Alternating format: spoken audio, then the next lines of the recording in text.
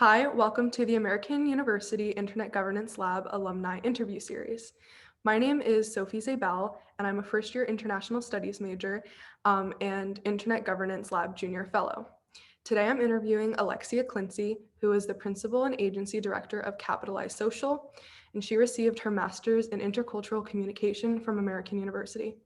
She is also an executive director of the tech startup Sway Brand, which is an AI-powered platform used to create influencer micro-marketing moments, utilizing social media for brands, startups, and nonprofits. Due to her esteemed expertise, she has been invited to speak to a range of audiences, including entrepreneurs, community leaders, and federal agencies, on the fundamentals of social media and virtual networking, virtual community building, and the components of an effective marketing framework in the age of digital media. So first, tell me about your time and experience at American University.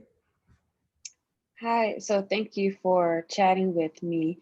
Um, American University was an awesome experience for me. And I would say mostly because, when you're in college undergrad, it's like, all right, I'm here because, I'm supposed to be here and let's see what I enjoy, what I have interest in.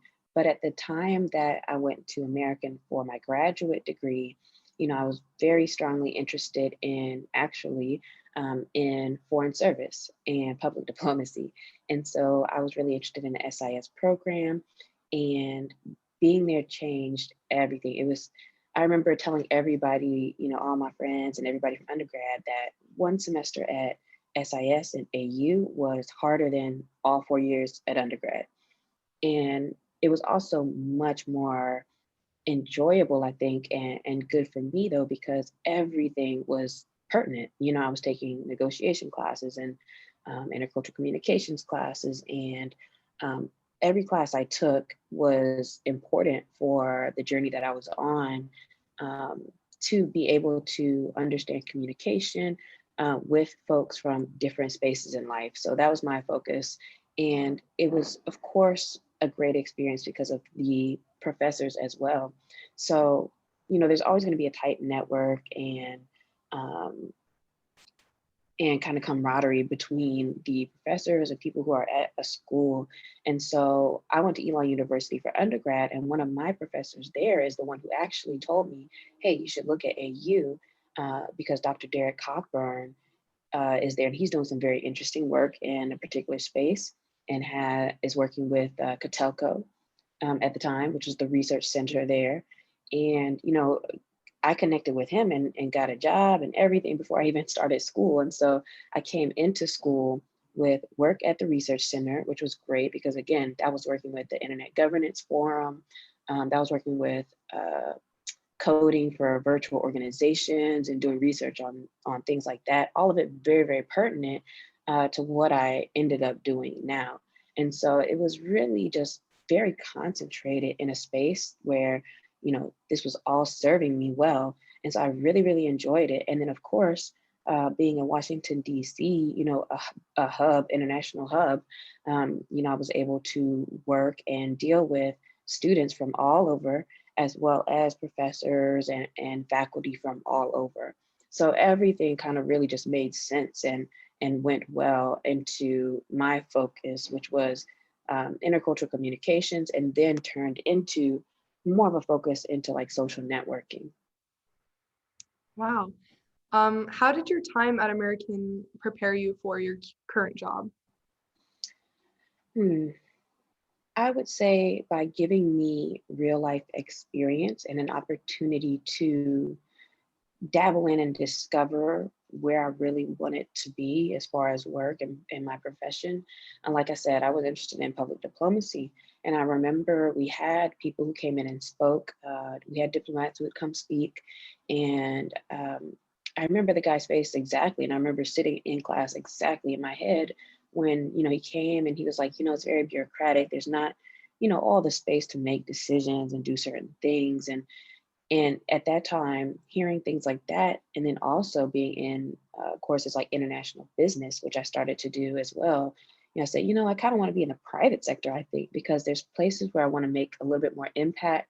I don't want to just be a person who's like in the wheel and, just doing whatever's asked of me to do, but I wanted to kind of make a different impact. And so just the experience of being able to speak to people who are really in the real working force was good, as well as I would say professors like Dr. Nanette Levinson and Dr. Coburn, who through working with the research center and through a lot of the projects in their courses allowed me to go in the real world and have to get clients essentially. Like I had clients for what became Capitalized Social while I was in grad school. So that's really why I decided to do that, because I'm like, well, I'm already here, making money with people. And so I was able to do work with the Catelco Research Center to develop a social media strategy. During this time was a time of Arab Springs. So this was a time when people were really using Twitter um, for different reasons, like to really come together for protests, et cetera. And there was lots of studies being done on it. And so I was able to use a lot of that work for school or for my studies. And then I was also able to go out and work with other organizations, other clients, from like realtors to like the APSA, and work with them to help them develop a better social presence.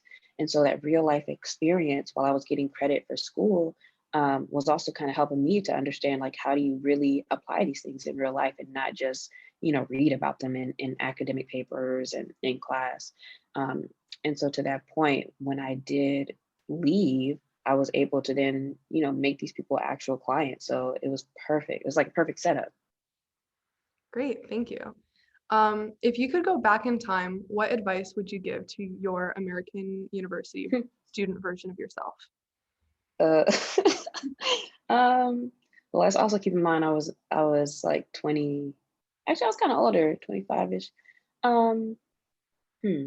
I would have said maybe this is too typical, but I would have said I could have spent a little more time on work than going out a lot of times in DC.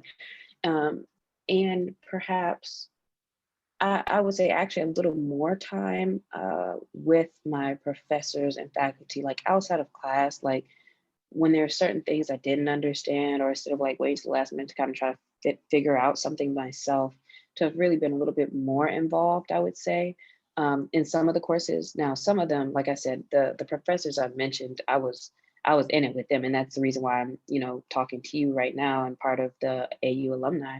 But yeah, there's other classes too where I just wasn't as connected to my professors, which I wish I had been, as well as like student groups. And I don't even know how many they had as far as like for graduate students, but it wasn't really the same as undergrad. You're like a little bit more in tune with all the other students and clubs and all these things. And I would have focused more on stuff like that versus just being out in DC in general. Definitely.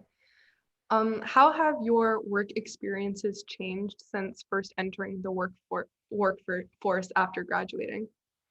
Oh yeah, that's man, it's changed a lot, and that's a really good question. Um, but you know what? I think maybe it's mostly changed partly because of my knowledge and skill, but also because of how fast tech changes.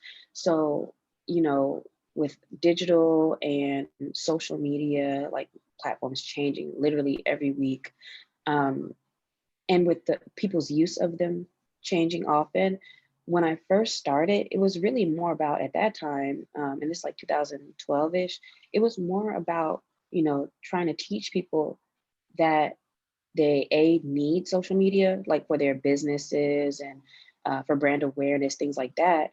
Because at that time there was a bigger mistrust, and there is to a level now, but it was more of a mistrust, like, oh, if we're on social media, then people will just complain or people will uncover things about us, and it's been a shift, a major shift, I think, in business and marketing and advertising in general, to where now you have to be way more transparent, and that's just what it is. And so, um, it was more of teaching people that they should be on these platforms, and then B, teaching people how to use them. So I was really doing a lot more of like speaking and training. Here's some tips on better use of Twitter. Here's how you can use it and actually get your messages out a little bit better.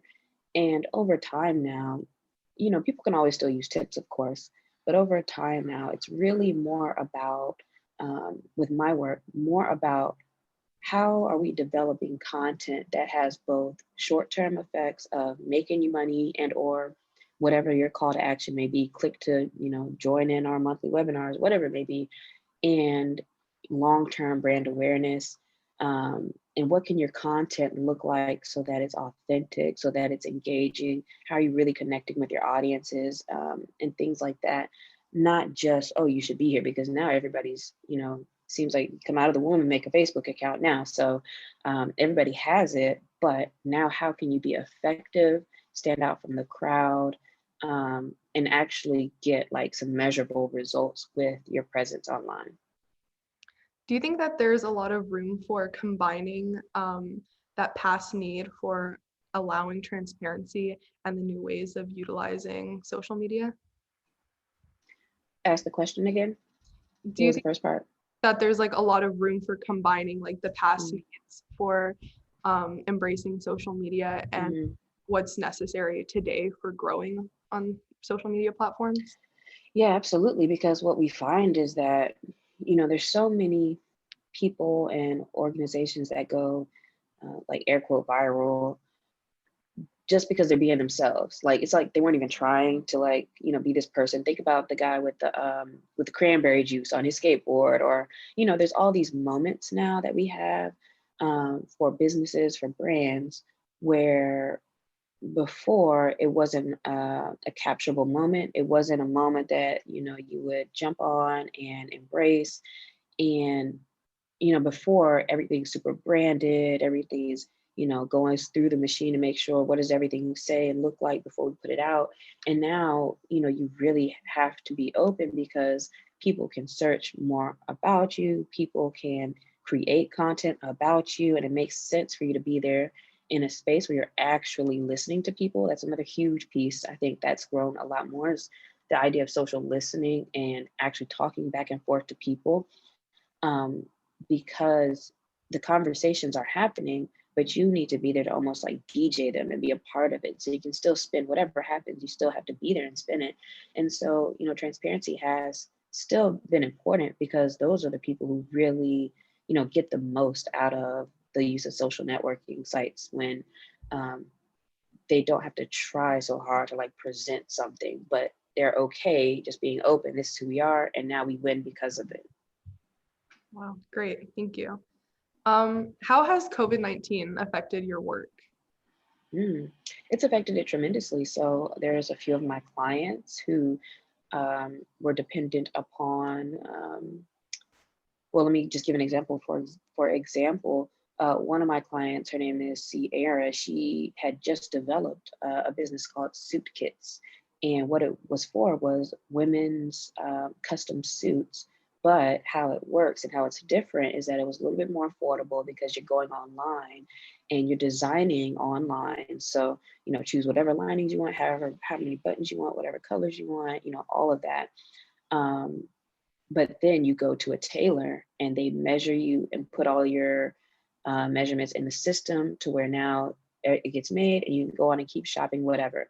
But of course, with COVID, then a lot of the tailors, shut down, or any client who had real brick and mortar space or was connected in that ecosystem, had to slow down. And so some of them had to take a break, and take a step back and reassess. Um, Others, let me think, others were, let's use a direct to consumer product where you're buying online. They completely expanded. I had one coffee brand, Black and Bold, and both of these, let me mention, are very mission driven, which is what I love, working with mission driven. 5% of all their profits go back to these youth organizations in whatever city you buy their coffee in. And so for them, it was a boom, because now, if we really expand on our digital footprint and on our online presence and what we're doing virtually, people, we're getting more traffic, people are clicking to buy coffee. People aren't going, or weren't at that time, weren't going to their Starbucks or their Coffee Bean as much because of COVID, and they became home baristas. And so we developed that and used that to create content, like recipes and how to videos on how to create, this kind of mocha latte or this honey thing, or, whatever. And people really got into that, because it's like, well, I have to make my own coffee. Let's do it in a cool, engaging way. And so there's, two kind of ways where it was helpful for some, and for others, it wasn't so much. And so it really gave us a good opportunity to step out of the box with a lot of our strategies, which is really not cool, but cool. Because it's like, all right, when things happen, you got to be able to pivot in your work.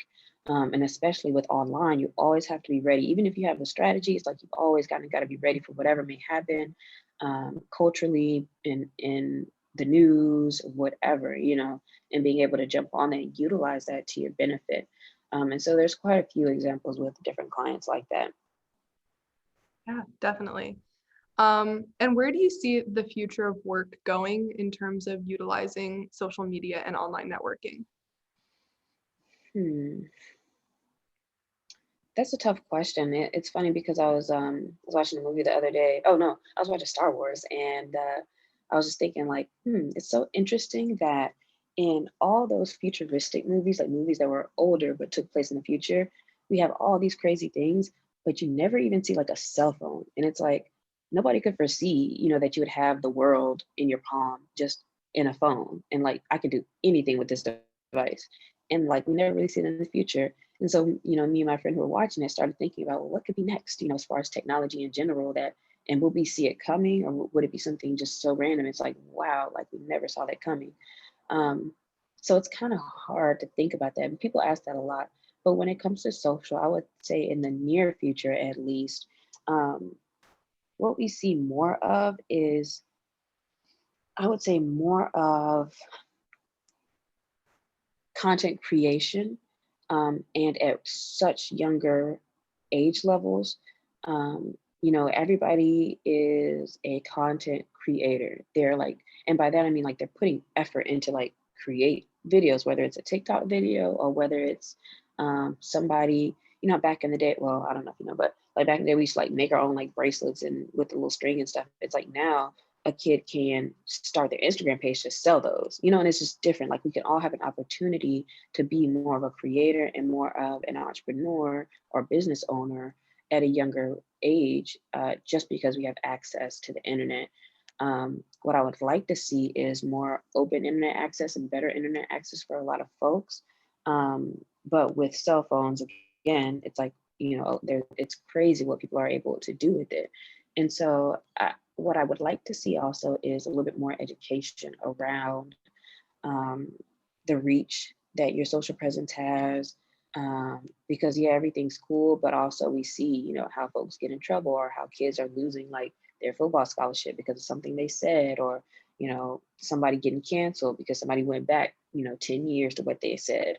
And so I'd like to see a lot more around, how do we really use these tools in a responsible way, but that also does allow for us to be ourselves, and also allows us to grow because, we do mess up, and that's how it is.